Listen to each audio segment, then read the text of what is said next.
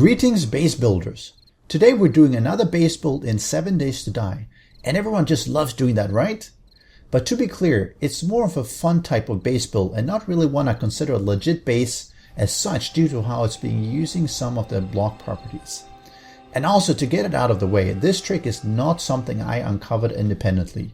While I did run across some weird game behavior during a solo player game stream, others have on their own highlighted this for a long time. So who's the originator? Well, probably a lot of people, and as to who was first or second or third, who really cares? As someone once said, everything that can be invented has been invented. So let's not have that stop us from finding new ways on our own or just exploring the game as we play it. But into the meat of the video. Behold the floating magical properties of the game. Isn't that cool? No steel cables, no blocks holding it up, no creative video editing. Of course, those of you in the know probably already suspect or fully know how it's accomplished, and it's using the amazing drawbridges. Due to some peculiar properties of the drawbridges, all of this and more can be accomplished.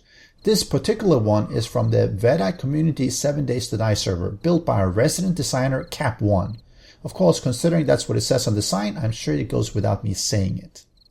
And here is another build using the same technique, and it's even cooler looking. So in these two cases, while it's not a base built on the drawbridge, it's being used as an entry marker of sorts for the drawbridges that will lead down into our community tunnel network. That makes the entrances easy to locate when you drive around, and let's face it, it really looks darn cool as well. So let's get into why this works. So visually, it looks like it's floating. But if I do this and I open the drawbridge, you can see that it looks a little bit differently. So when I open the drawbridge, you can see that the drawbridge points straight up, and that's also where the structural integrity is located. It means, in effect, the whole structure is built on the drawbridge. It just as when I close it, it looks very floaty. And that's really what makes it cool. And of course, it's also what makes it quite an exploit if you use it for base building. In effect, you can create a base that doesn't touch the ground. But what about the drawbridge? Couldn't the zombies attack and destroy it, bringing the base down? Well, you would be right, and sort of wrong. In this case, we have the drawbridge on the ground because we will use it to protect the entrance down to the tunnel, so that the zombies don't run down. But as you'll see a bit later, you can actually put the drawbridge on top, pointing down, and then there would be nothing on the ground for the zombies to attack. There are two areas where I would be using this technique myself. One, as we've done here, as a marker for an entrance to a tunnel, for instance. It saves the trouble of building pillars or poles with signs because zombies could bring them down and you just have to rebuild. And of course it looks nice. The second is just to have a fun build, much like the treehouse build I did in my previous video. Not necessarily something that is extremely useful, but it's a fun thing. Of course, if you're looking for an easy way to have a 100% safe way of avoiding a Blood Moon Horde or a normal Wandering Horde at night, a drawbridge base is even more effective than a treehouse. As you can build it, and as long as the cops don't see you, they won't vomit at you, and everything will just happily stand underneath you while you do your crafting or inside decorations. And that's it. See you in the next video. Oh, you're still here? Well, I guess you're waiting to see how you actually build it? Alright. I guess I have a few more minutes to spare to do that as well. Let's teleport over to a better area to build this at. Computer, initiate teleport subroutine location Gamma 3. So first off, try to find some flat ground. If you can find one where the terrain generation places the ground partially into the block, like you can see me showing here, you see it's cutting into the frame, it's actually even more effective as the drawbridge can fully or partially sink into the ground. First, make sure you have a few drawbridges. It is easy to misplace and make things crash down, so having an extra one or two just saves you the hassle of having to run back to the base to build yet another one when it fails. First thing we're going to do, we're going to dig a hole in the ground. That's the easy part. We're going to start placing some frames. I'm going to make it 5 high, so that's 2 here. Let's go up here, 3, 4, 5. So placing frames just helps me orient the drawbridge for placement. That just makes it a little bit easier. So I'm now carrying the drawbridge, and I'm going to hold R and go advanced rotation. So we're going to be turning the drawbridge until the metal pipes face forward with the drawbridge pointing upwards. Alright, so this is the correct way of doing it. So we're turning it such that it's facing the right way, and then we sink it just ever so slightly. You see I'm moving it down, and that's why you want to have the frames there, so you can actually shift it up and down. So now it's sunk into the ground, and it's aligned up, I think, pretty good. And I'm going to right click and place it.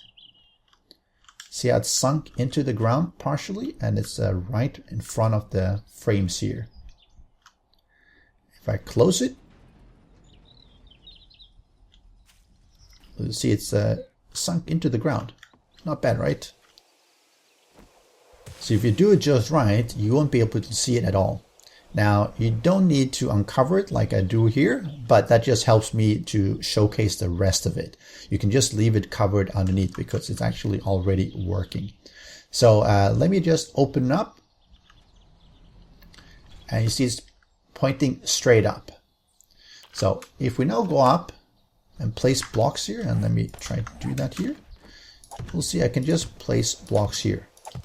And this is really where you see the structural integrity is connecting. If I close it again, everything is floaty.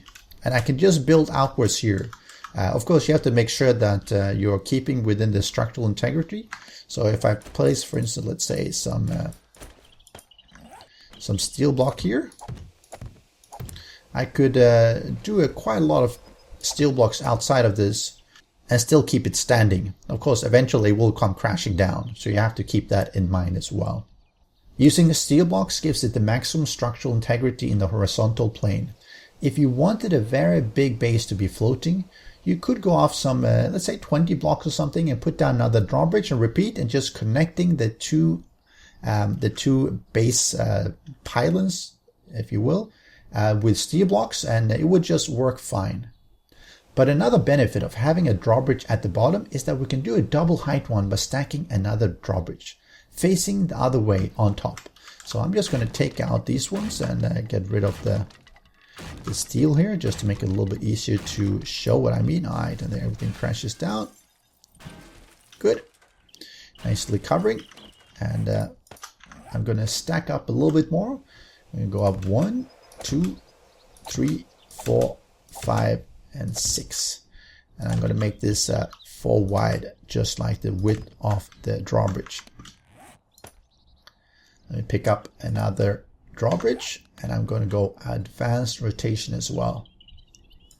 We're going to keep rotating until it's face downwards when it's open. And if you close, let's see if you do this one, if you open this one, it'll be a little bit easier to see that it's done correctly. So let's keep on turning here. And you want to make sure that the metal pipes is facing forward as well. Like this. You see the tips of the drawbridge are touching. That means it's the correct location. Right. So if I close this one, you see the top one is floating. If I close this one, you'll see that one is floating as well. So I can remove all these frames. So these frames are actually being held up by the drawbridge. So even if I remove some, you notice that the rest didn't fall down because they're actually being held up by touching the side of the sort of invisible drawbridge. Right? They're touching this area. Right? So even if I close this one, it doesn't matter. The invisible part is still providing structural integrity. And just like previously, now I can just start placing blocks here. See if I can get the first one placed. Sometimes it's a little bit tricky. Alright, so now I have first one placed here. And that gives me just somewhere to place all the other blocks on. And this is where you would be building out the base.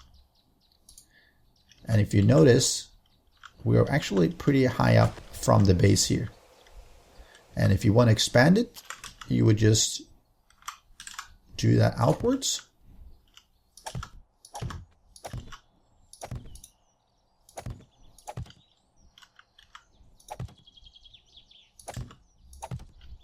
And you can make a pretty fair size base just by doing it this way.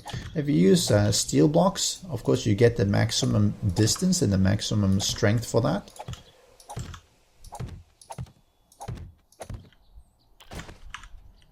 And then you can just open up and you have a nice way to shoot through here, for instance. You could put iron bars or whatever, but probably you'd just be keeping everything closed.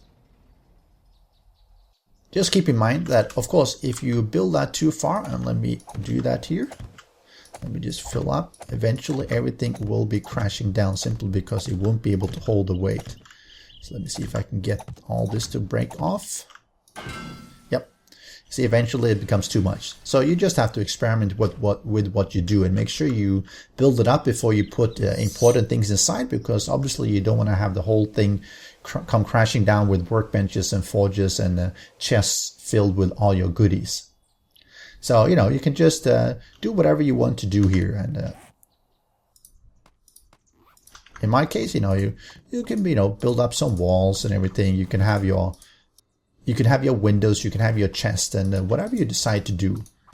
You can have a pretty fair size base just with one drawbridge like this. So how do you get out of here? Well, you open the drawbridge, for instance, and you just step out. And make sure you have some awning blocks or hay bales or something around for you to do that, because otherwise you're going to get a bit of a leg crack here. So how do you actually get into the base? Well, I will leave that to you as homework to figure out a great way in. And do tell me in the comment section below. I hope you've enjoyed this floaty base build. Stay cool, subscribe, like, and I will catch you again in the next video. Now I'm going to go get a splint. Special thanks to the great patrons supporting the channel. If you would like to join the Vedit community and support these videos, do follow the Patreon link below.